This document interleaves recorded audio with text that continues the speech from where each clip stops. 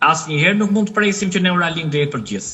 Po zhvillohet pikërisht pra nga trekëndshi i Bermudëve të teknologjisë, që është Elon Musk, Jeff Bezos edhe Bill Gates, dhe targeti kryesor i tyre janë miliarderët.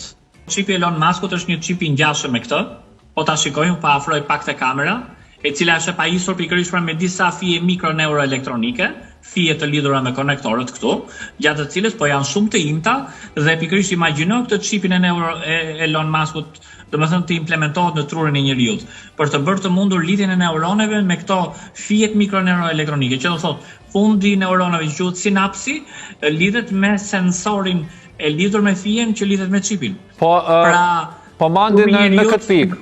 Në këtë pikë, a mund të themi që nëse vetëm në realizohet një gjë e tillë që e thatë edhe në fillim të bisedës që disa tema, ndoshta edhe kjo, ndërto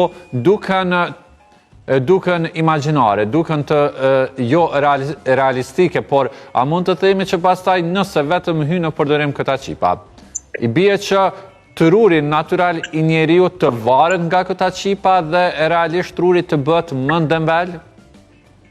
Patjetër, është shumë e logjikshme kjo, sepse çfarë ndos?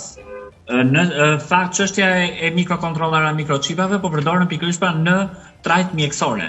Pra mikroçipi momentalisht bën të mundur zgjidhje një problematike, një paralize, nëse në trurin e njeriut, në sistemin nervor qendror ka pasur një dëmtim të një zone nervore dhe mikrokontrolleri mundohet që të lidhë neuronet me njëra tjetrën për të rikthyer lëvizjen. Kjo thotë nëse për shembull njeri apo pacient ka pasur një aksident automobilistik dhe u është dëmtuar nga goditja një zone caktuar nervore në tru, atëherë ky mund të ketë kaluar në paralizë të krahut apo të këmbës dhe ky është i mundur që të marrë një gotë me ujë më pas apo të marrë një shishe, pra duke bërë të mundur rehabilitimin e neuronit, e sistemit nervor, domethënë.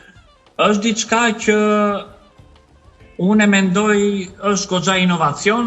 Qipi Elon Muskut ka filluar të aplikohet, u aplikua vjet ke 3 pacientët e parë të miratuar, domethënë nga FDA approved, që ne dim që është organizata amerikane e planimit ose e dhënies së lejes së përdorimit të farmaceutikeve dhe mjekësoreve, dhe ky e ka thënë që do përdoret me shumicë. Pra do prodhohet ky Neuralink me shumicë, por asnjëherë nuk mund të presim që Neuralink të jetë për gjithë. Inteligjenca artificiale po zhvillohet nga elita. Inteligjenca artificiale po trind, po zhvillohet pikërisht nga elita, po zhvillohet pikërisht nga trekëndshi i Bermudëve të teknologjisë, që është Elon Musk, Jeff Bezos edhe Bill Gates, dhe targeti kryesor i tyre janë miliarderët. Po cili është qëllimi kryesor i këtij qipi? Se të prodhohet një çip i tillë që në kushte normale do ta dobësoj trurin natyral, edhe në anën tjetër të jetë përdoruesi të jenë selektiv. Nuk do ta kenë mundësinë ta përdorë secili.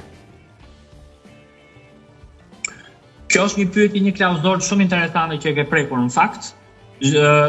Ideja e krijimit të çipit, pamshëm, domethënë që realizohet me anë të kirurgjisë nga neurokirurgët, edhe nga sistemi robotik, roboti digital, pra roboti kirurg, ose kirurgu robotik që kemi thënë.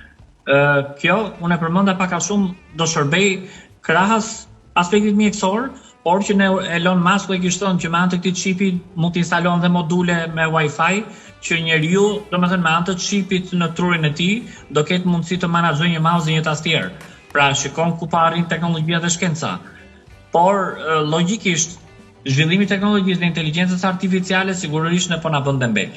Unë madje kam 2-3 ditë që kërkoj të zgjidh për shembull një ushtrim matematikor që e kam pasur në fakultet. Matematikë të avancuar, ku bëshim formula të tilla, edhe për shembull kërkoja vlerën e një ekuacioni, thjesht e fotografoja atë ekuacion, edhe i shkruaja në Copilot dhe ChatGPT, please solve it, edhe ma nxirrte për pak sekonda lidhjen. Që do të thotë inteligjenca artificiale po është një instrument i rëndësishëm, por po na bën dembel, është e logjikshme, është e dukshme. Ne nuk po e vrasim mendjen ashtu siç duhet. Që do të thotë, unë pa e them edhe për trajt batute, inteligjenca artificiale ka koeficientin më të maksimal të AI-s, të inteligjencës. Dhe ne duke e përdorur për punët tona që ta thjeshtojmë gjërat, ne nuk do e vrasim mendjen. Kështu që realisht kjo mund të ndikojë në uljen e koeficientit të inteligjencës natyrale.